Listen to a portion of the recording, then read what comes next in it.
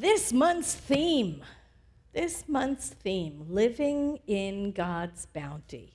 Living in God's bounty. And today's talk is all the time because, right, you can see the connection, right? We're living in God's bounty all the time. We are living in God's bounty all the time, whether or not we notice it, whether or not we're conscious of it, because we have free will.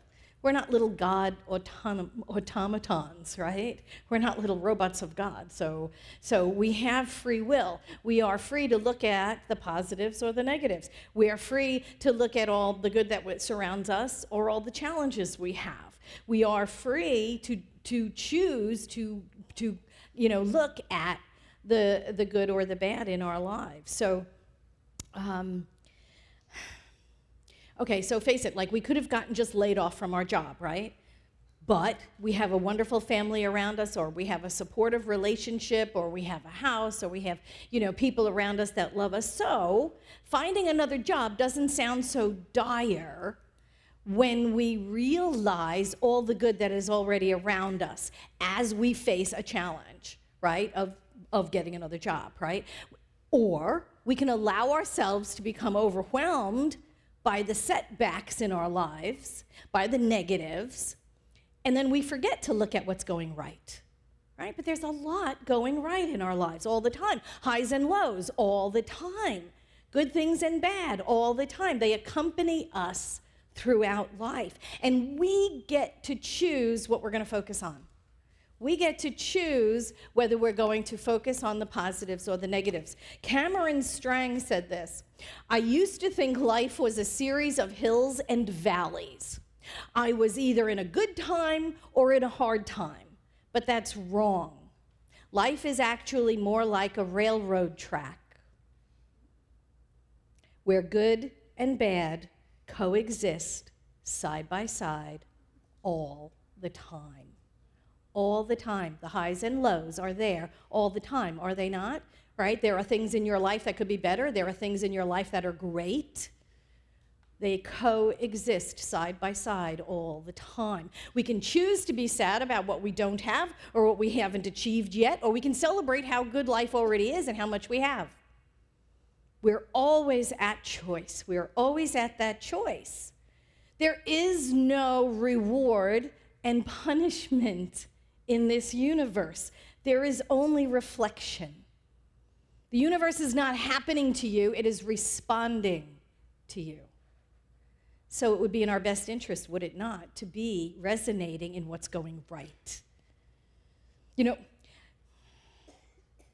Either we believe in duality in the world, good versus evil, God versus the devil, and that we are caught in the middle in this battle for the soul of humankind, or we realize the universe is a system of wholeness, that God is all there is, and the universe is nothing but cause and effect, because that's what it is. Ernest Holmes said this in Ideas of Power. He said, now I treat hell and the devil very disrespectfully, because I haven't the slightest respect for either one or for anybody's belief in either.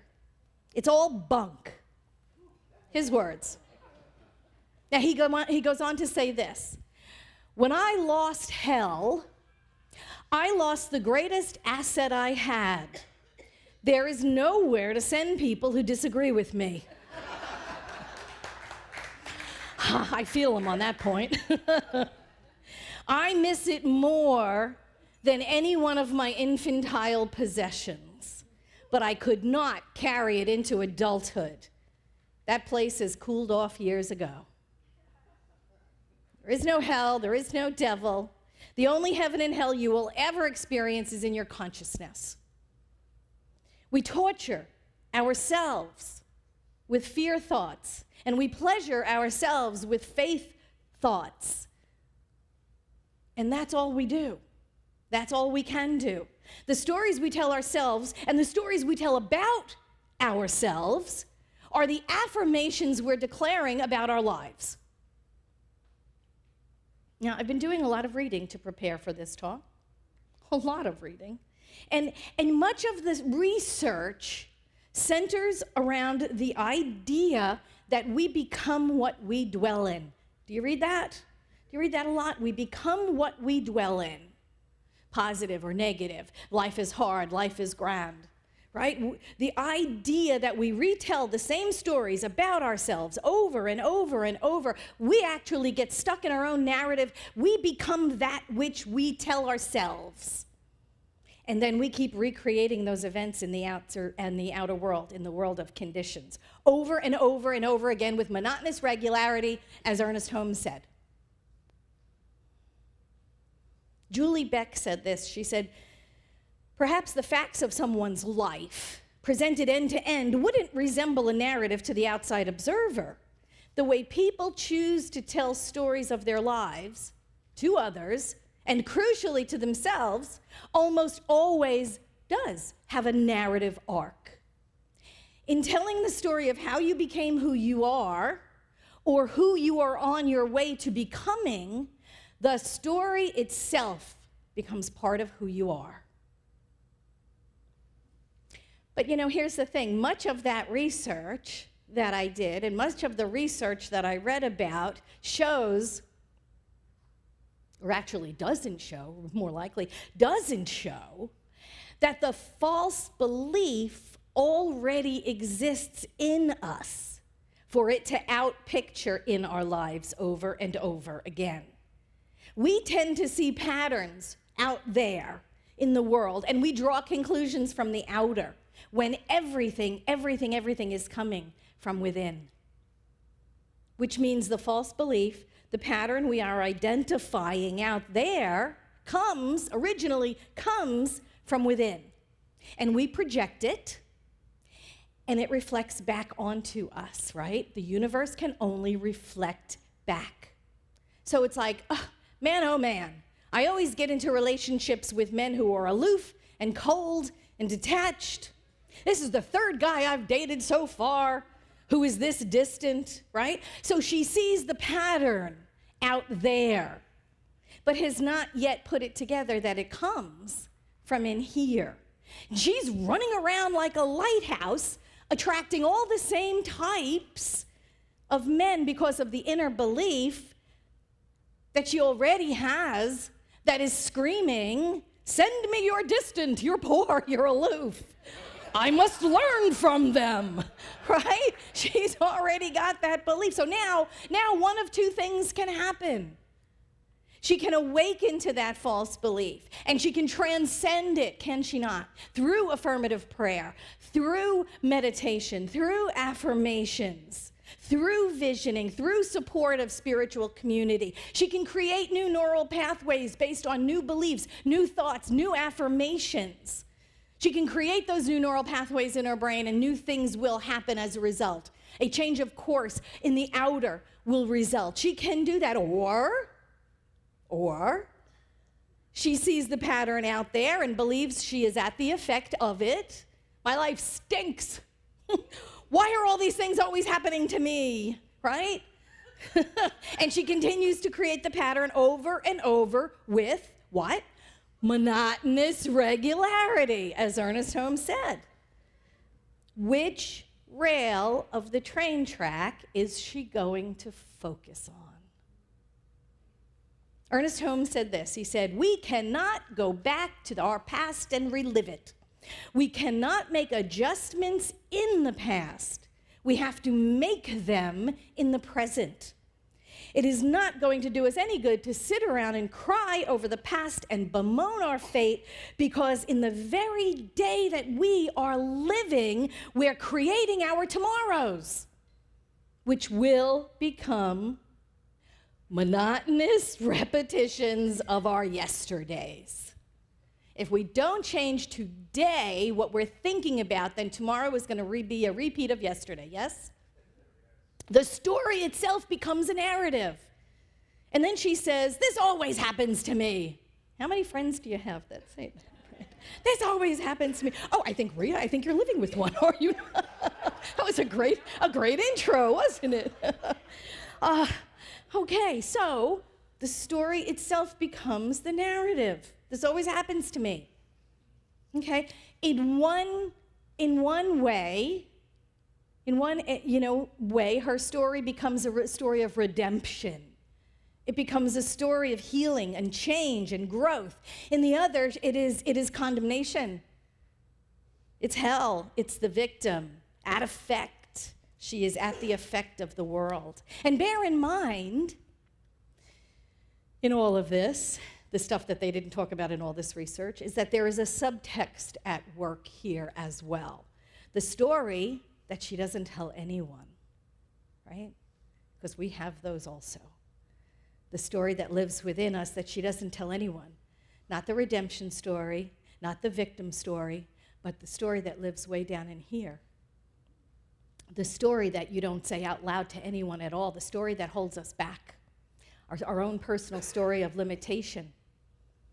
What is that saying? You're only as sick as your secrets? You're only as sick as your secrets? That story that you don't tell anyone. Shame is a powerful, powerful force that keeps us stuck in our victim stories. Right? I should have known better. Or no one must ever know who I really am. They'll run screaming from the room. Right? It's about healing those stories. Ernest Holmes said this. He said, if God created you after its own image, which he did, or it did, because there's nothing else that it could have created you out of, then the thing you're after is already within you. The truth, the perfection, the wholeness, it already exists within you. He goes on to say this, the only things that stand between you and it are the accumulated thoughts, beliefs, and emotions of the centuries. Little stuff. But there is nothing that has been put there, either by yourself or the race, that cannot be removed. These false beliefs are just thought patterns laid down through the ages and accentuated by you, by your own experience, by your own inherited tendencies, and by the environment. However, there is no use wasting time speculating as to what avenue they came through. Your job is just to reject them. Your job is just to reject them. He goes on to say, the great thing within you, which is called choice, can decide your destiny. It can remove every obstruction and gradually implant new patterns in your mind. That's the good news. We are not at the effect of the world. We are above it. That's the redemption story, isn't it? We can change our thinking and interrupt the patterns of our thinking and outpicture something different. We can transform our lives from within. We can co-create better experiences for ourselves. That's what this faith philosophy is all about. Then we can tell our story. Our narrative becomes one of overcoming the world. That's the revealing and the healing. That's looking at the positive line, right? The positive rail on the railroad track. That's resurrection. That's the resurrection story. I used to be limited by this false belief. Then I did the work. Then I meditated, then I prayed, then I affirmed, then I visioned. Then I replaced the false belief that was nestled down in there by the truth. And then repeating, growing in consciousness. I now embrace a greater truth to be known about me. Rinse, repeat. Ernest Holmes said, we're all human. We all make mistakes. The starting point for creating a better future for ourselves is to deliberately free our minds of those mistakes of yesterday and feel they no longer be held against us. They no longer be a liability. He says, too often our minds are so burdened because of the mistakes we've made that we do not take time to forgive ourselves and others to start again.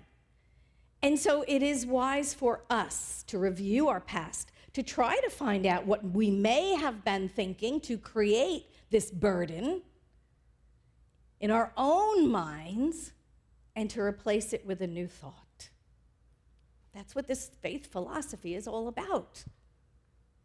You know, and here's the funny part, because God's having way too much fun at our expense, is that sometimes we evolve past those things, right? Past those beliefs, past those behaviors. We think, I got that one solved, right? We're putting this puzzle together that's our life, only to have them pop up unexpectedly in our experience of life and take us by surprise. Has anyone had that experience?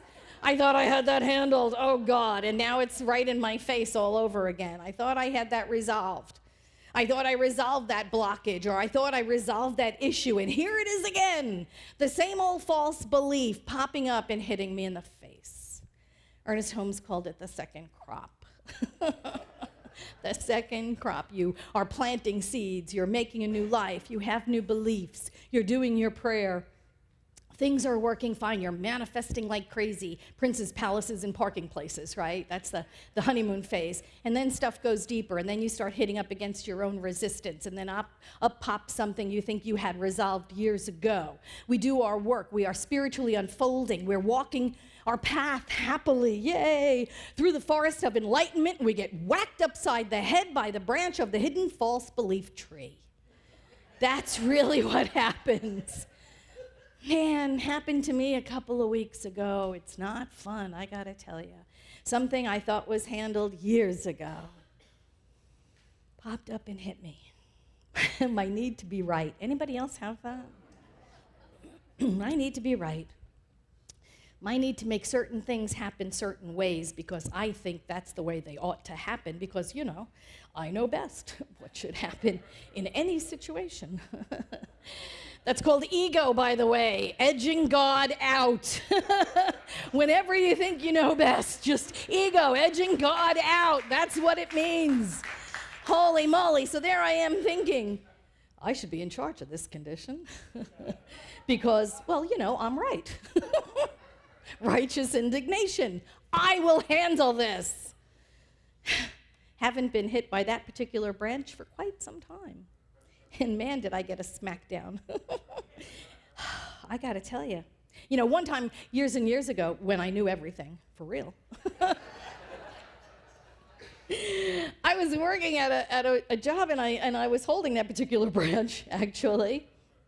And it was one of those things at work where it's like, oh, just give me it anyway. I'll do a better job than you. Let me do it, And one of my coworkers said to me, boy, it must be really easy for you having all the answers. And I thought she was serious. And I said to her, really, no, it's quite a burden.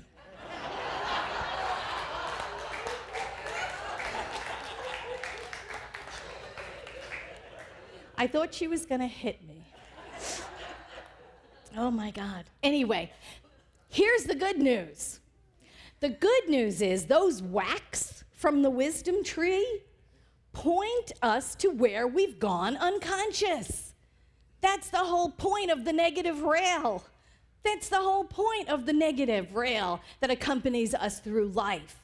It points us, maybe unceremoniously, maybe with the whack on the, in the head with the branch, but it points us to where we've gone unconscious, where we need to heal, where we need to grow, where we need to evolve. I really do think that's the job of the negative rail on the railroad tracks through life. As we roll through life, things get our attention, and we reward ourselves or punish ourselves, depending on which rail we continue to focus on. We're not punished for our sins, but we're punished by them, right? That's what Ernest Holmes said. We keep getting whacked by the wisdom tree until we get it. So you can see, in that case, God is good all the time. Negative rail, positive rail, both of them are good. We're living in God's bounty all the time. The positive rail and the negative rail are both good rails, or both positive rails in the end, really, because they keep us growing, they keep us learning, they awaken us to where we've gone unconscious, they awaken us to where we have edged God out. The positives and the negatives are both there to help us grow. So it is good, always, and in all ways. And Ernest Holmes said this. He said, Even God cannot give us anything unless we are in a mental condition to receive the gift. The law cannot do anything for us unless it can do it through us. We live in the midst of eternal good, but it can only be to us what we believe it to be. We stand at the mouth of the river, but we must let down our own bucket if we wish it to be filled with the pure waters of truth. Thank you.